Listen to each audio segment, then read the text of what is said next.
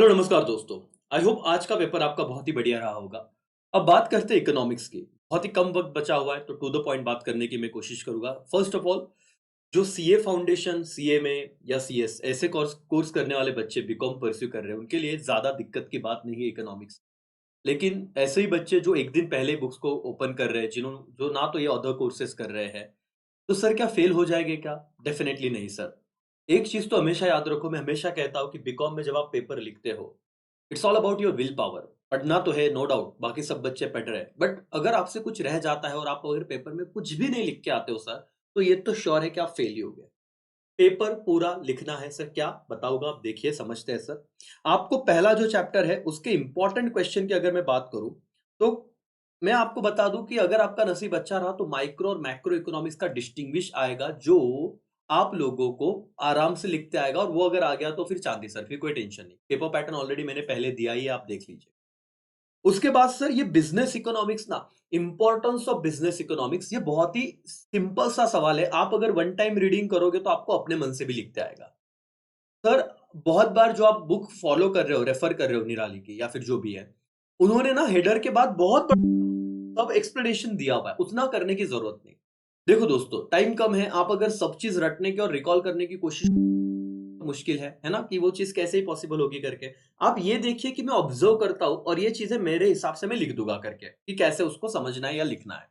Okay. तो पहले chapter में इंपॉर्टेंस ऑफ बिजनेस इकोनॉमिक्स अच्छे से करना। उसके बाद वो economic and non economic goals of firm. अब ये हेडर्स इसके बहुत सिंपल है, लेकिन एक्सप्लेनेशन बहुत ज्यादा बड़ा है। और एक हेडर में उसने सब ना सब हेडर देके एक्सप्लेन किया हुआ है। इतना नहीं करना है, आपको हेडर्स का मीनिंग समझना है और इसको ज्यादा से ज्यादा एलिब्रेट करने की कोशिश करनी है, that's all. As it is word to word रटने की कोई जरूरत नहीं। चैप्टर 1 बहुत ही सिंपल है। चैप्टर 2 आपको लगता है थोड़ा स्किप करो, आगे जाओ, फिलहाल देखो अगर ज्यादा चीजें कवर करनी है। चैप्टर 3 ना, आपका 12वीं का चैप्टर 3A 3B और चैप्टर 4 सप्लाई, ये 12th लेवल से पढ़ के भी आपने लिखा तो भी पूरे मार्क्स मिलेंगे। कैसे सर? लॉ ऑफ डिमांड, ये तो आप 12th का एज इट इज लिख दो सर। एक बार आप एफआई का पढ़िए, लेकिन मैं ये चाहता हूं कि अगर आप पढ़ोगे तो कंफ्यूज होने से बेटर है कि आप वो लिखोगे तो भी कोई दिक्कत नहीं है। Law of supply as it is लिखा तो भी चलेगा। इसमें और एक चीज है, प्राइस इलास्टिसिटी ऑफ डिमांड। ये अगर सवाल आ गया दोस्तों, तो आप मेरे 12th के लेक्चर देखोगे तो भी चलेगा। मतलब ये थर्ड चैप्टर ना आपके लिए बहुत ही ज्यादा, मैं बताऊं ना कि बहुत ही सिंपल सा चैप्टर है। इक्विलिब्रियम, ये कंसेप्ट भी 12th में हो गया था, जहां पे जिस प्राइस पे डिमांड एंड सप्लाई एक इक्वल रहती है उसे इक्विलिब्रियम पॉइंट कहता है। मतलब थर्ड चैप्टर आपको बहुत ज्यादा स्कोप देगा कि आप बहुत ज्यादा फेंको। लेकिन इसके कौन से क्वेश्चन इंपॉर्टेंट है? Law of demand, elasticity of demand, price elasticity of demand. उसके बाद हाँ, डिटर्मिनेंट्स ऑफ डिमांड 12वीं के हिसाब से लिखा तो भी, ये सारा चैप्टर आप 12th के हिसाब से लिखोगे कोई भी दिक्कत नहीं है। वन टाइम रीडिंग कीजिए, जल्द से जल्द ये चैप्टर खत्म होने वाला है, या एक दो घंटा गया तो भी चलता है, कोई दिक्कत नहीं। सर और मैडम सेकेंड चैप्टर पे आते हैं। सेकेंड चैप्टर का सबसे important question that is indifference curve. ये फाउंडेशन का एज इट इज वाला कंसेप्ट है। लॉ ऑफ डीएमयू, ये अगेन 12वीं का क्वेश्चन है, उसके बेसिस पे लिखा तो भी चलेगा कि जैसे जैसे आप एक्स टी और एमयू का रिलेशनशिप, टोटल यूटिलिटी बढ़ता है, मार्जिनल यूटिलिटी कम होता है। इंडिफरेंस का क्या बेटा, एक वर्ड आएगा वो समझ। जब आप यूटिलिटी चैप्टर पढ़ते थे तो वहां पे ये कहा गया कि यूटिलिटी को नंबर्स में गिन सकते हैं। ठीक है, कार्डिनल मेजर, ये कार्डिनल और ऑर्डिनल ये वर्ड दिखेंगे। और इंडिफरेंस का वो क्या बताया, ऑर्डिनल अप्रोच। मतलब इनका कहना है हिक्सन एलन का कि हम यूटिलिटी को नंबर्स में नहीं गिन सकते, ऐसे शुरुआत होती है। वो दो कमोडिटी का कंपैरिजन करता है, और एक इंडिफरेंस कर्व पे जितने भी पॉइंट होते हैं उन सबका यूटिलिटी क्या रहता है, सेम रहता है। मतलब सेटिस्फेक्शन क्या सेम देते हैं वो लोग। आई रिपीट, इंडिफरेंस को बहुत ही सिंपल सा कंसेप्ट है, आप जाइए और उसका थियरी थोड़ा पढ़ने की कोशिश कीजिए, उसके प्रॉपर्टीज को, कैरेक्टरिस्टिक्स को पढ़िए। दो इंडिफरेंस का एक दूसरे को इंटरसेक्ट नहीं करता, जितना बाहर इंडिफरेंस कर्व रहेगा वो ज्यादा सेटिस्फेक्शन देता है, एंड सो ऑन। ये चैप्टर भी जल्द से जल्द, ये जितने 4 क्वेश्चन है ना, यही कवर कर लेना, बात खत्म हो जाएगी। मतलब उसी में तो चैप्टर है रादर, बस यही तो, यही सीन है सर, बाकी तो और कुछ नहीं है। इंडिफरेंस को अच्छे से करना। कंज्यूमर सरप्लस क्या सीन है पता है ना? अगर मैं आपको शॉर्ट में बता दूं, कल लिखते आएगा तो, कि कोई चीज का मैं 10,000 रुपया देने के लिए रेडी था, लेकिन वो चीज मुझे 8,000 में मिल गई, 2,000 का फायदा। कंज्यूमर कितना देने के लिए रेडी था और कितने में उसने खरीदा। देने के लिए 10,000 रेडी था, खरीदा 8,000 में, एक्स्ट्रा जो मेरे को बेनिफिट मिला, कंज्यूमर सरप्लस 2,000। आप एक बार पढ़िए, कंसेप्ट समझ में आ जाएगा। और चौथा चैप्टर है सर, आपको थोड़ा नीचे देखना पड़ेगा। Production function.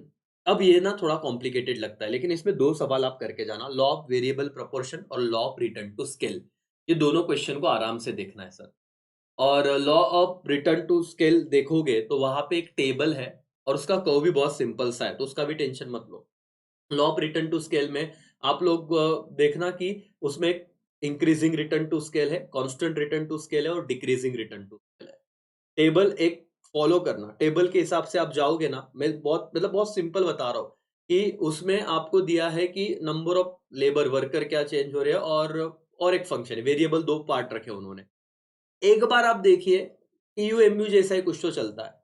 बहुत सिंपल सी बात है। एक बार वो ये 2 क्वेश्चन करो, अगर बाकी कुछ कर रहे हो या नहीं कर रहे हो, वेरिएबल प्रोपोर्शन और अभी इसमें शॉर्ट में बता देता, एक-एक लाइन लिख के आ जाएगा। Law of variable proportion short run का लॉ है और रिटर्न टू स्केल ये लॉन्ग रन है। इकोनॉमिक्स में 2 रन होते हैं, एक शॉर्ट रन और एक लॉन्ग रन। तो law of variable proportion short run में जो यूज़ होता है, जिसमें एटलीस्ट एक फैक्टर क्या रहेगा, variable, land, labour, capital, entrepreneur, 4 factors of production है। तो शॉर्ट रन में एटलीस्ट एक फैक्टर कांस्टेंट रहता है और वहां पे एक लॉ बनता है, लॉ ऑफ वेरिएबल प्रोपोर्शन, जिसमें टोटल प्रोडक्ट, एवरेज प्रोडक्ट और मार्जिनल प्रोडक्ट की बात दी गई। 3 स्टेजेस है। पहली स्टेज इंक्रीजिंग रिटर्न, दूसरी स्टेज डिक्रीजिंग वाला और इंक्रीजिंग है, दूसरा डिक्रीजिंग और तीसरा नेगेटिव वाला है। तो नेगेट और तुमको ये लिखना है कि लॉ ऑफ वेरिएबल प्रोपोर्शन में कौन सी स्टेज पे, आई होप आपने पढ़ा रहेगा, नहीं पढ़ा तो ये छोटी-छोटी बातें याद रखना। देखो, law of variable proportion 3 stages है ग्राफ की, पहली, दूसरी और तीसरी। 3 कर्व बनेंगे, टोटल प्रोडक्ट, मार्जिनल प्रोडक्ट और average product. Point of inflation पता है ना, स्टेज 1 की अगर बात करूँ तो तीनों ही बढ़ते हैं। सिर्फ स्टेज 1 में मार्जिनल प्रोडक्ट बढ़ता भी और कम भी होता है। स्टेज 1 में मार्जिनल प्रोडक्ट जहाँ पे मैक्सिमम होता है, उस पॉइंट को पॉइंट ऑफ इन्फ्लेक्शन कहते हैं। स्टेज 2 में सभी डिक्लाइन होता है, लेकिन मार्जिनल प्रोडक्ट ज़्यादा स्पीड से डिक्लाइन होता है कंपेयर टू एवरेज प्रोडक्ट। आप एक बार देखो, आपको समझ में आ जाएगा। स्टेज 3 में मार्जिनल प्रोडक्ट नेगेटिव होता है, टोटल प्रोडक्ट डिक्लाइन होता है और एवरेज प्रोडक्ट भी डिक्लाइन होता है, राइट? स्टेज 2 के एंड पे आपका मार्जिनल प्रोडक्ट 0 है और टोटल प्रोडक्ट क्या है, मैक्सिमम है। वो टीयू-एमयू वाली बात है। तो ऐसा करके लॉ, और कहाँ पे बिज़नेसमैन काम करना चाहेगा? तो स्टेज क्या? 2 पे, इतना याद रखना। Law of variable proportion, law of return to scale बिल्कुल लॉन्ग रन का कर्व है। आप एक बार देखो और पेपर सर कोई दिक्कत नहीं, पैनिक नहीं होना है, जितना मैक्सिमम कवर कर सकते हो उतना करो, ज़्यादा सोचो मत। आप बोर्ड एग्ज़ाम जैसी पेपर यार कंप्लीट करके आए हुए हो, है ना? तो अब ये क्या ही चीज़ है? चिल, आए ना आए, लास्ट रूल बता रहा हूँ। खुद ऑथर बन जाना, पेपर पूरा लिख के आना। जो आ रहा है पहले तो लिख लो, लेकिन कंप्लीट ही करो सर। तुमको एक मोमेंट ऐसा आएगा, अगर कुछ नहीं समझा तो यार आधे घंटे में निकल जाता हूँ, निकलना मत सर। एग्ज़ाम हॉल के बाहर मत आना, जब तक पूरा टाइम यूटिलाइज़ करो, जितना लास्ट तक समझ में आ रहा है लिखो। फेंको, कुछ बनाओ, मुझे नहीं पता। आ रहा है वो अपने हिसाब से समझ के, नहीं आ रहा है लिखो, क्या पता चेकिंग करते वक़्त सिर्फ़ कंटेंट को मार्क्स दिया जाए। We never know. देख आओ। चलो, ऑल द बेस्ट बेटा, अच्छे से पढ़ाई करो और अच्छे से लिखना पेपर, ठीक है? चलो, thank you so much, bye bye, take care. जय हिंद, जय भारत।